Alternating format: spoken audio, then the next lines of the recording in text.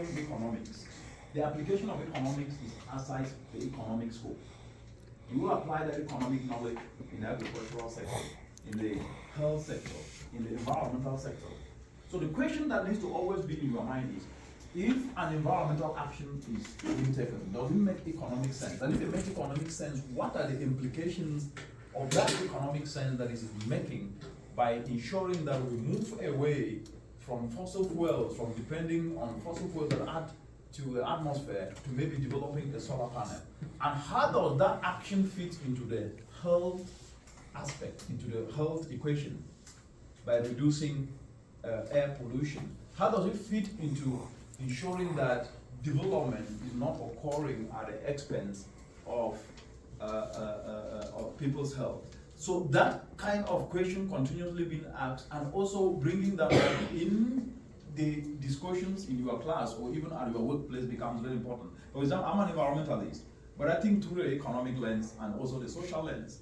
How does a mother who is in a village in the northwestern part of Cameroon, for example, who doesn't have up to about $3, who depends on less than $3 a day,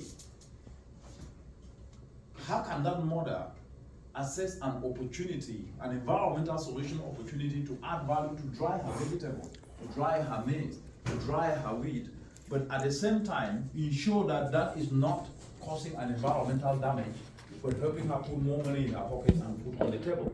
This brings the socio-economic dimension, the environmental dimension, but at the same time, it means for that action to happen, I cannot do it alone. I will need to ensure that at least for this to be taken up quickly, it needs to be integrated to be part of the educational curriculum. Value addition being taught. That will then mean that I will need to also ensure that at least for that to be integrated and funded, the finance dimension needs to be brought into it, and the Ministry of Finance policy needs to be part of it. I will need to ensure that, because that is actually about food, the agricultural dimension needs to be brought into it. And so this is a conversation that is not something that will happen tomorrow or this afternoon. It's a process. And because the knowledge now we are discussing it can then be taken and discussed in other forums in which we are part of, that now will start to become the mainstream narrative. Because the problem today is that this harmonization of policies to gear towards driving transformational development is not happening, and it's not part of the mainstream narrative.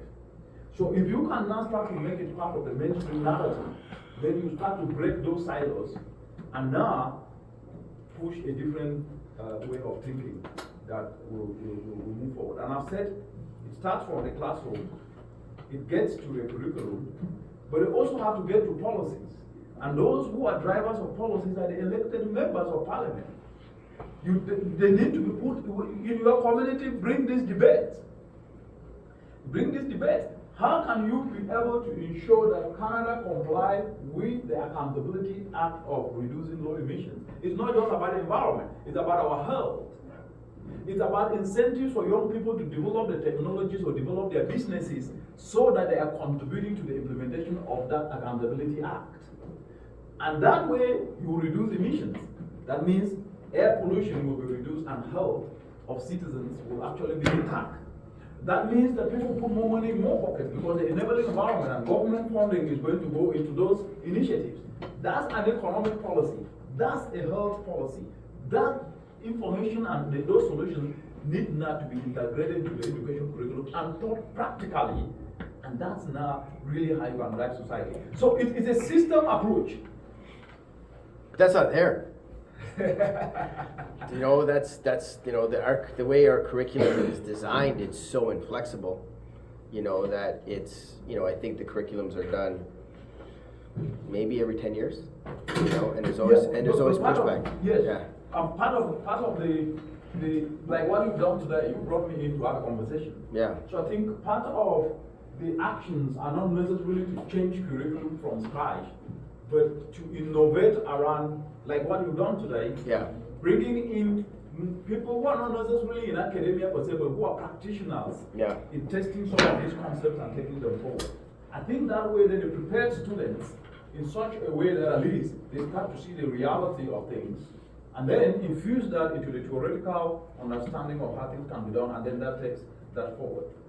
I think that is the best way to do that. Yes. Any other question? Yes. Do you think the responsibility for environmental change in the future will lie more with governmental policy, or do you think it will lie more with businesses? Excellent question. That's a great question. Excellent question. It will lie with both and even with the individual citizens.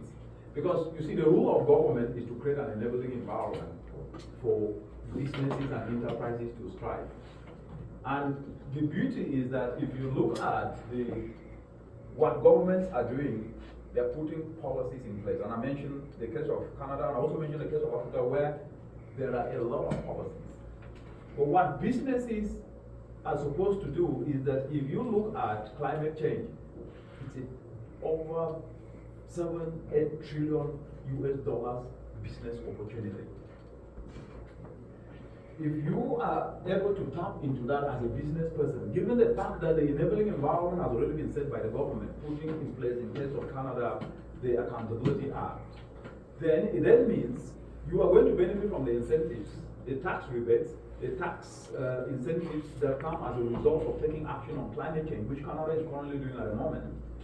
Which then will also mean that you are going, because everybody is going to comply in making sure that at least their energy moving into the future is renewable, is clean. That means you will then be able to tap into that market as a business person and seize that opportunity. So the way I say that it is everyone's responsibility. Government responsibility is to put the enabling environment and enforce it. Then the businesses are supposed to take that over, because if they are not taken over to tap into the enabling environment, they will be fined by the government, and they will now become a liability in their business because they are going to pay a lot of fines. The citizens themselves have to comply, because if you are now moving towards clean energy and every citizen is supposed to use it, you don't have a choice, you have to comply. But the beauty is, I look at it from the perspective of what can the young people especially do to benefit from the enabling policy from government.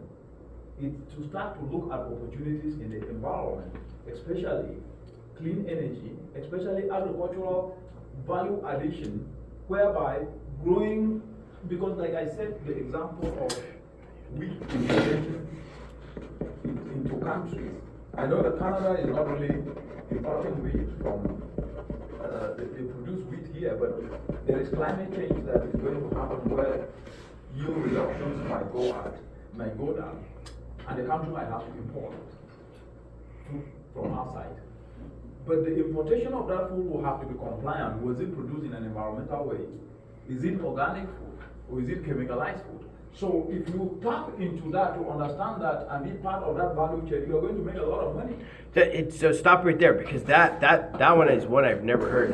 That's amazing. So that is an opportunity, because we've all heard of the renewable energies, right? Correct. But you're saying that this value addition of food. Correct. It's value addition of food.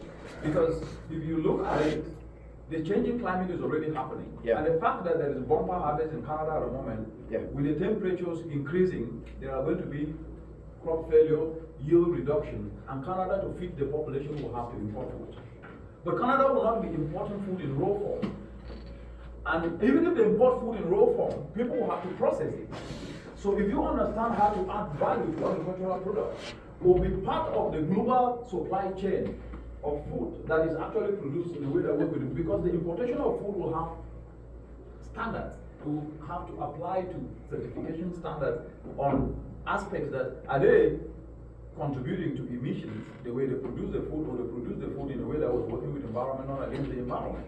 And so being part of that process and understanding and seizing the opportunity now prepares you to become a billionaire in the future, because that's a business opportunity that will happen. It will happen. We are at 1.1 degree today. We all agree that we are seeing hurricanes and floods and heat waves. That will translate to affecting the agricultural production of it. In Africa, we're already seeing it. There's a drought in East Africa now that is actually plunging over 12 million people into hunger. What does that mean? There is food importation. The reverse will be true into the future, where there will be some parts of Africa that will be producing so much food under the changing climate, because their weather will become more conducive. because climate change is not evenly distributed. It changes. So these are opportunities. Is that so? Just sort of jump in from our conversation last night. So is that an opportunity then for, because you're saying the other issues in Africa, there's not a lot of trade in between. Correct. Excellent. Actually, let me just take food trade. Africa trades only 20% among the 54 countries there. That means 80% is on tap. And at the same time, even the food that is being traded is not value adequate. Still in raw form. That means the opportunities are still not being tapped. So understanding that means you can be able to tap into those opportunities even though you are here, and because businesses into the future will be about partnerships. And partnerships will be about what you bring on board. And if you have knowledge of value addition, that's a big business opportunity. No, go ahead. Yes. So that is really an area, because the focus has been on minerals for quite a very long time. Yeah. The focus has been on renewable energy, which is very, very important and will still be. But every day, everyone eats. You cannot go, everybody eats. So the over 8 billion people in the world today, everybody this morning must have taken coffee, or you will eat lunch, or you will eat dinner, in one way or the other. Everybody eats. And so when you look at the agro value chain, it keeps getting absent from the dimension of how to add that. And to add that value, you will need clean energy to do that. So because the policies that are currently in place, people are going to have a lot of tax rebates. And so that's the physical policy I was mentioning. There are incentives. For example, most governments in Africa are giving incentives to people who are producing solutions that can reduce indoor pollution, because indoor pollution is killing 700,000 Africans each and every year. But across the world, air pollution is killing 9 million people. Yeah. So if you are able to turn agricultural waste, which are very simple technologies that we have trained young people to be doing, they're taking agricultural waste, they are turning it into fuel briquettes, which are replacing charcoal. Charcoal is actually wood that is cut down, burned, and then it's actually used as fuel wood in most communities across the continent. But for those who are able to turn agricultural waste into those fuel briquettes, which burn faster, which doesn't emit, they don't pay taxes. So that's already an incentive that is being given. But very few people are benefiting from those because they have not had the skill and the ability or the capacity that has been developed to do so. So when you look at it from that, but that's now an environmental dimension of reducing indoor pollution. But it's a health related aspect, and at the same time, it is also an economic related aspect. Yeah, that's a huge eye opener for me, because it all just kind of came into perspective where, it goes back to what you talked about at the beginning. When that lockdown first happened, right? And I know myself. So I left 2 weeks before because I saw the lockdown happening. But the most important thing was for me, and first time ever in my life, was to get to that grocery store and get stuff before it was out. Right. And I remember specifically going to, I think it was Loblaws at midnight. And it was so busy. It was like an asteroid was about to hit. And at that point I realized how important food was to me. Right. And I just remember and so, and now this really puts things into perspective, because that's something I would have never known. That's amazing. So this value addition of food. Yeah. Exactly. Yeah. Very, very important. Yeah. Very, very important. Yes. Any other question? Yes, please. What would you say Canada and other countries are doing to help this right now? Come again. For and just saving lives. What do you think Canada's doing to fix it right now? Actually, Canada is a leader. They're actually a global leader when it comes to environmental change. I mentioned that Canada have actually put a law called the Net Zero Emission Accountability Act, which is actually to help the country to move away from, because what Canada is doing is very smart. The oil and gas industry of Canada, is actually what is contributing to Canada's economy. But what they want to do is to invest more in renewables, so that at least, even though they are producing oil and gas, the emissions are going to be offset by renewable clean energy, that they actually trying to make sure that in the next 80 years today, the emissions of Canada will be reduced by 45%. And by 2050, which is about 28 years from today, Canada will be net zero. That means the emissions they produce and the actions they have taken and put in place, they are actually at zero. And that is an excellent opportunity. And when you look at also Canada's support to the entire global community, I mean, it's quite very positive when it comes to climate change, supporting countries, young girls and women, so that at least they can become climate resilient, and at the same time ensure that at least they have the systems in place to be able to cope with the changing climate. But what needs to be done is that for the effectiveness of Canada and any other developing country, because climate change is not something that any country is immune to. It's not food.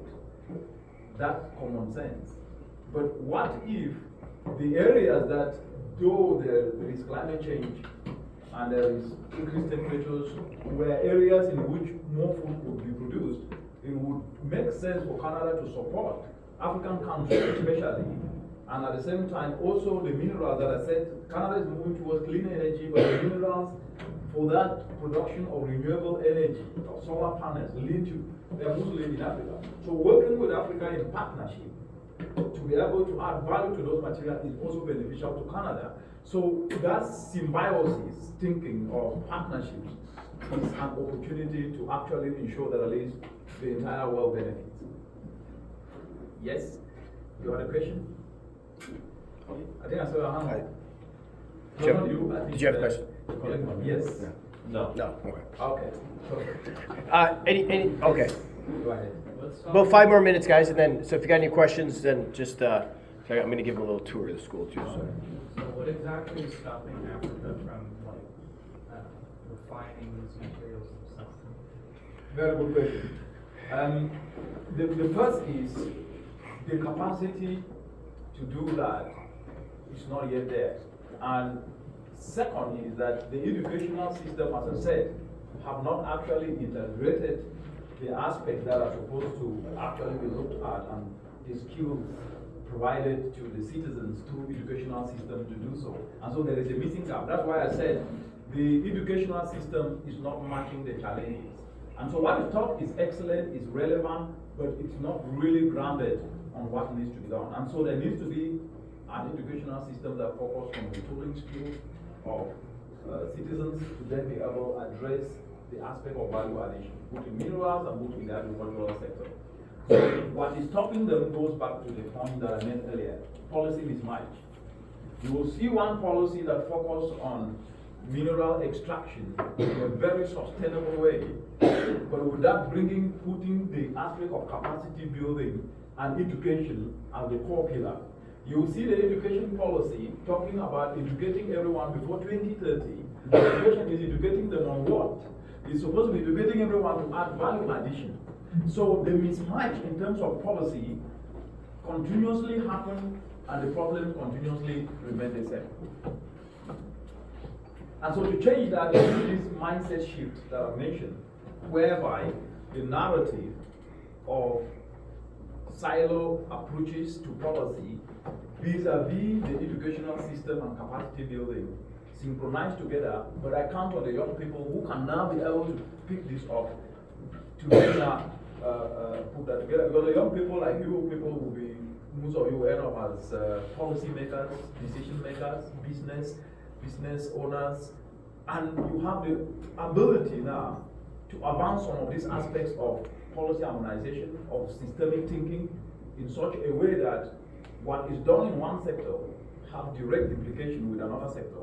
And if that system thinking approach is happening and implemented, then we will gradually start now to break these silos and move forward. And now I talked about partnerships, inclusive partnerships by developing countries with African countries to then add value, whether it is minerals, to ensure that at least the capacity is developed, then value is added to those minerals before they're exported, or agricultural products. Value is added to those agricultural products before they're exported. It's a win-win for the entire world. Okay, one last question? Anyone, one last question? Yeah. Yes. What area of the environmental sector do you think has the most potential for innovation? I think if you look at the world today, every area of the environment has potential for innovation, because if you take climate change, the world urgently needs to keep temperatures below 1.5 degrees, and as we're speaking today, the world is at 1.1 degrees, so we're just shy of 0.4 degrees. That then means innovations in new technologies to add value to agricultural produce, innovations in new technology to produce electricity, because currently the world is still emitting, and so the rapid uptake and production of those technologies is not on a high. Or if you take now pollution is everywhere, and so technologies to reduce those indoor pollution, especially like I said, 600 million Africans, for example, are energy impoverished. They do not have alternatives that can then be able to reduce that. So focusing on that, that's still an aspect of the environment. So when you look at it, there are every aspect, whether it is pollution or climate change or nature-based solutions, all those aspects, they need innovations that can be developed. So anything environment is an opportunity, but it must be linked to food, health. So the thinking must be synergistically linked to food, to health, to finance, to the social aspects of society, and all those sort of things. Okay, well, brother, that's a lot there. So I just on behalf of the class, Richard, I just want to thank you for coming in. I think what I'm going to do is, because I'm going to flush out this value addition of food, kind of in my lessons, and I think what I'll do is maybe at the end of April or in June, I'll do a Zoom with you. Oh, you know, with the class, you know, Great. and kind of see, because that's that's fascinating, and then just kind of the links. So I just want to thank you, Richard, for coming in. You know, I really appreciate it. It's good. Can we take a group photo? Yeah, absolutely. If you guys, I'll take a picture. If you guys can all go up there with Richard, Yeah, so he can take it back to the United Nations. So if you guys can go all up there. So when should we stand here?